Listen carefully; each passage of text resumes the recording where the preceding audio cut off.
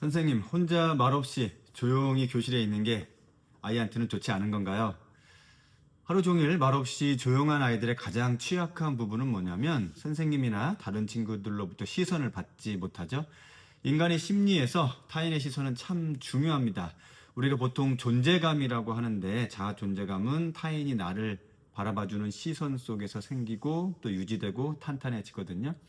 그런데 거의 하루 종일 조용히 있고 쉬는 시간에도 화장실도 거의 안 가고 그냥 그 자리에 앉아 있어요.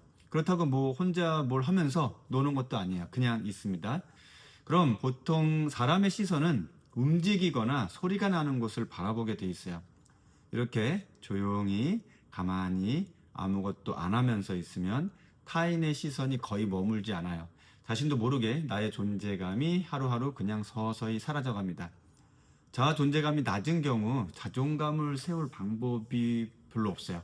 나를 존중하는 마음, 자존감을 높이려면 기본적으로 나에 대한 존재감을 적어도 스스로는 느끼고 있어야 그 위에 자존감을 채우거나 이제 쌓을 수가 있는데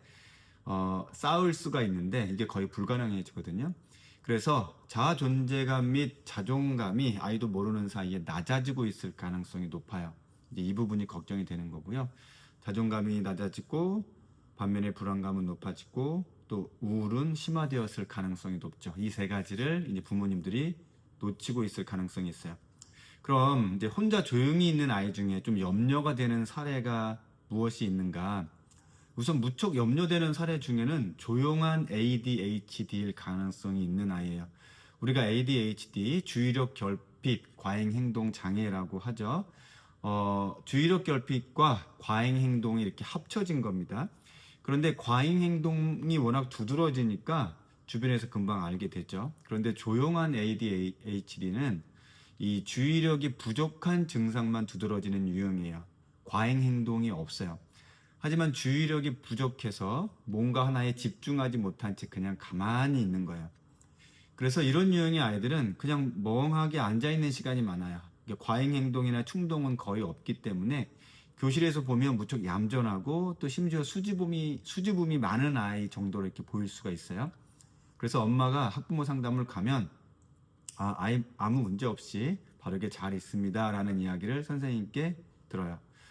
수업 시간에 겉으로 보기에는 조용하고 계속 바른 자세로 앉아 있으니까 수업 내용을 잘 이해했을 거라 생각하는데 막상 어떤 과제가 주어지면 끝까지 완성하지 못하는 경우가 종종 생깁니다. 완성하더라도 시간이 오래 걸리는 편이고요. 왜냐하면 주의력이 없어서 그래요. 남들이 보기에 다 알아듣고 지금 잘 이해하면서 따라온다고 생각하지만 아이는 못 알아듣거나 딴 생각을 하고 있는 거거든요. 그리고 이제 안타까운 게 이 아이들은 수행 시간이 길거나 완성을 못하기 때문에 이제 게으른 아이로 오해받기도 하고요. 그런 이유로 또 자주 혼나거나 핀잔을 듣게 되면 이제 자기 효능감이 낮아지는 거죠. 매사에 더 자신감도 없어지고요. 그냥 혼자 조용히 있으려는 모습이 더 강화되는 거예요. 이제 부모님들이 이런 아이들의 자기 효능감이 낮아진 줄을 모르고 계시는 거죠. 자, 그러면 우리 아이가 조용한 ADHD인지 알려면 어떻게 해야 되나? 그리고 만약 그렇다면 또 어떻게 해줘야 되는가? 제가 앞서 이야기한 것 같은 상황이 보이면 6개월 이상 정도 지속이 되면요. 이건 전문 자격을 가진 임상심리사나 정신과 전문의 면담을 통해서 관련 검사를 해보면 알 수 있습니다. 치료는 보통 약물 치료와 행동 치료를 병행하고요. 물론 경중에 따라 치료 방식은 달라질 거고요. 가정과 학급에서는 조용한 ADHD의 경우 격려 중심의 지도가 좋습니다. 근데 그동안 성취도가 낮았을 거고요. 야, 너는 이야기를 해주었는데도 왜 자꾸 이렇게 잊어버리냐는 듯한 뉘앙스를 그동안 받았을 거거든요. 그런 것들이 이미 많이 누적되었을 것이기 때문에 자존감도 많이 낮고 스스로에 대한 불신과 불안도는 이제 보기보다 높을 겁니다. 이럴 때는 천천히 다시 눈을 마주하고 또 설명해주고 옆에서 기다려주고 못 알아들은 부분이 있다고 여겨지는 부분에 대해서 다시 알려주는 그런 친절한 과정이 필요합니다. 그럼 또 어떤 경우에 학교에서 조용히 혼자 있는 모습을 보이나 특정 상황에서만 말을 하지 않는 선택적 함구증일 가능성도 있는데 이건 드문 경우이기 때문에 일반화해서 그럴 것이다 라고 판단하는 건 무척 조심스럽고요. 그 선택적 함구증까지는 아니더라도 이제 보통의 경우 주목받는 것에 대한 불안감이 높은 아이가 있어요. 이제 입 다물기로 방어를 하죠. 입을 다물수록 이제 주목을 덜 받거든요. 또 갑자기 전학을 간다거나 이제 학기 중간에 담임 교사가 바뀌거나 또 사춘기 친구들 관계에서 이제 이전에는 느끼지 못했던 어떤 스트레스를 강하게 받았을 때 이제 이런 모습을 보이는 경우가 이제 일반적으로는 좀 더 많은 편이에요. 이럴 때 왜 말을 안 해? 좀 말 좀 해라. 야, 답답하다. 너는 뭐 학교만 가면 뭐 벙어리가 되냐? 바보가 되냐? 등 이렇게 아이에게 왜 말을 안 하는지 다그치면 아이는 더 입을 굳게 닫게 되거든요.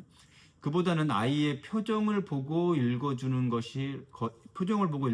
더 자주 해주는 게 좋습니다. 오늘은 기분이 좋아 보이네. 오늘은 좀 피곤해 보이는구나. 이렇게 가볍게 읽어주고 지나가기를 반복해 주는 거죠.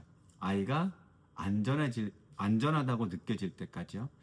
특히 아이가 어떤 작은 반응을 하면 이제 고개를 끄덕이고 대견하다는 칭찬의 느낌으로 이제 머리도 쓰다듬어 주고요. 대화라는 건 꼭 말로만 하는 건 아니거든요. 자, 우리 아이가 혼자서 조용히 있지 않고 먼저 뭔가 이렇게 표현력도 좀 키우고 친구에게 말을 거는데 좀 더 자연스럽게 되게 하는 방법이 뭐 없을까?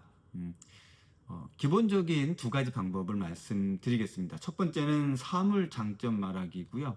예를 들어서 필통을 꺼내놓고 짧게 엄마랑 우리 아이랑 이렇게 번갈아 가면서 장점을 말하는 거예요. 필통 튼튼하게 생겼네. 떨어져도 안 망가지겠다. 필통에 그려진 캐릭터가 참 예쁘다. 필통이 커서 꽤 많은 물건을 넣을 수 있겠네. 이건 어떤 사물을 관찰하고 이제 그 좋은 점을 찾아내는 과정이거든요. 아이들은 누군가 내가 가진 물건에 대해서 이런저런 좋은 점을 얘기해주면 좋아합니다. 그래서 다른 친구에게 다가가서 말을 하기 어려운 아이들은 그 친구에게 말을 걸어보라고 하는 게 아니라 일단 친구의 어떤 물건이 좋아 보이는 것에 대한 관심부터 표현하게 해요. 이런 연습을 하다 보면 자기도 모르게 친구의 물건을 보고 이야기를 이제 꺼내게 되는 거거든요. 또 필통 새로 샀어? 예쁘다. 이렇게요. 그런 작은 자연스러움이 대화의 물꼬를 이제 트게 하는 겁니다. 또 다른 방법은 상황 카드 놀이입니다. 이 상황 카드라는 게 집에서 두꺼운 도화지를 잘라서 이렇게 적은 다음에 만들면 돼요. 예를 들어서 친구가 넘어졌을 때, 뭐 친구가 새 지우개를 보여줄 때, 전학 온 친구와 짝이 됐을 때, 뭐 친구가 내가 그린 그림을 보고 웃었을 때, 선생님이 물어보는데 생각이 안 났을 때, 이렇게 학교에서 일어날 수 있는 상황들을 카드에 적고 이제 무작위로 꺼내거나 또 무작위로 이렇게 뒤집어 보면서 이런 상황일 때 뭐라고 얘기하면 좋을지 이제 연습해 보는 거죠. 대화를 어려워하는 아이에게 이제 용기를 갖게 해주고요. 더불어서 사회성을 높이는데 도움이 되는 방법입니다. 이제 카드에 적힌 비슷한 상황을 마주했을 때 자기도 모르게 연습해 본 말이 튀어나오게 되는 거죠. 우리 아이가 집에서는 그래도 엄마랑 그럭저럭 말하는데 학교에서는 조용히 있으면 엄마는 그걸 모를 수도 있잖아요. 그걸 알 수 있는 방법이 뭐가 있을까? 학부모 상담을 갔는데 선생님께서 철수는 조용하고 착실하게 잘 지냅니다 라고 이렇게 말을 할 겁니다. 그럼 그동안 별 문제 없이 그런가 보다 하고 이렇게 지나갔을 거고요. 조용하고 착실하게 잘 지낸다라는 단순한 표현은 한편으로 담임 교사에게 있어서 우리 아이는 잘 기억이 나지 않는다라는 다른 표현일 가능성도 있어요. 워낙 그냥 조용히 말 없이 또 문제 일으키지 않고 잘 있으니까요. 어떤 일이 일어나지 않죠. 보통 혼자 노는 아이라도 그 특징들이 있어요. 뭐냐면 철수는 매일 독서를 열심히 합니다. 영희는 종이접기를 정말 좋아하고 참 혼자서도 잘 만들고 있네요. 캐릭터 그림을 정말 열심히 쉬는 시간 그려요. 색칠하기를 참 좋아해요. 이렇게 혼자 노는 아이라도 뭔가 관찰된 것이 전달되기 마련이에요. 그리고 그 말은 그 아이가 혼자서 그걸 하는 동안 교사든 다른 친구들이든 누군가의 시선을 받고 있었다는 거고요. 그럼 제가 앞에서 말씀드린 대로 자아 존재감이 형성이 됩니다. 그런데 그냥 아무것도 하지 않고 혼자 조용히 있다는 표현은 시선을 거의 받지 못한 채 이제 누군가를 통해 아이의 이름이 거의 불리지 않은 채 하루 종일 학교에 있었다는 의미가 될 수 있거든요. 혼자 놀아도 돼요. 하지만 혼자 아무것도 하지 않고 조용히 가만히 있기만 하는 건 이제 성장함에 따라서 사회성 측면에서 결여되는 상황이 누적될 수 있어요.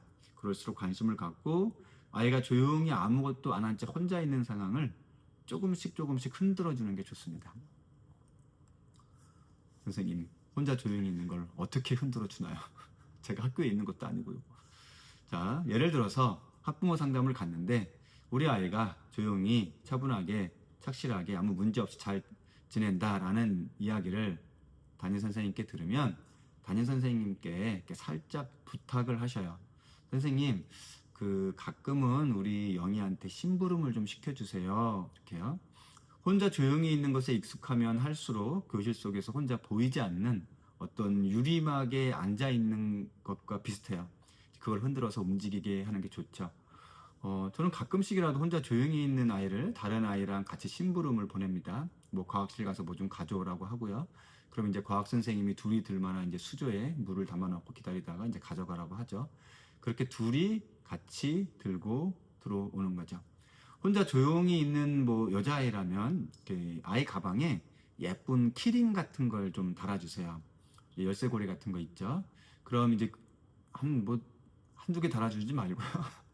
한 5개쯤 다 달아주세요. 그럼 그런 것에 관심 있는 다른 여자애들이 이거 어디서 났냐고 이렇게 물어보기도 하고요. 그다음부터 선생님들 야 너는 참 키링이 많구나 관심이 많나 보네 이렇게 뭔가 눈에 띄게 됩니다. 그리고 볼펜 중에 좀 특이한 볼펜이 있어요. 이렇게 장식품이 막 달린 막 사용하기에는 좀 거추장스러운 거 있거든요. 이제 그런 거 꺼냈으면 또 다른 여자애들이 궁금해서 이렇게 보자고 다가오기도 해요. 남자아이 같으면 이렇게 필통 속에 엄청 큰 그 대형 지우개 있죠. 아이들 말로는 이렇게 대왕 지우개라고 하는데 거의 뭐 이렇게 손바닥만한 지우개 있어요. 그런 걸 넣어주세요. 엄청 큰 지우개로 이렇게 뭔가 지우는 행위 자체, 그냥 큰 지우개를 책상에 꺼내놓는 것 자체로 다른 남자애들 관심 끌기에 좋거든요. 야, 그 지우개 나중에 한번 써보자 하고요. 그리고 이제 이 대왕 지우개는 잃어버려도 다시 돌아와요. 야, 이거 너 거 아니었어? 하면서 다시 이제 아이에게 말 걸면서 이제 돌아오는 기회가 생깁니다. 이런 것들이 이제 조용히 있는 순간을 조금이라도 이제 흔들게 하는 거죠. 그 조용한 게 나쁜 거 아니에요. 예, 괜찮고 나름대로 뭐 좋고 이익이 되는 면도 많아요. 그런데 초등아이가 학교에서 다른 걸 안 하고 그냥 조용히만 있는 건 이건 관심 갖고 살펴줘야 되는 상황입니다. 자, 초등사이다입니다. 다음에 또 뵙겠습니다. 감사합니다.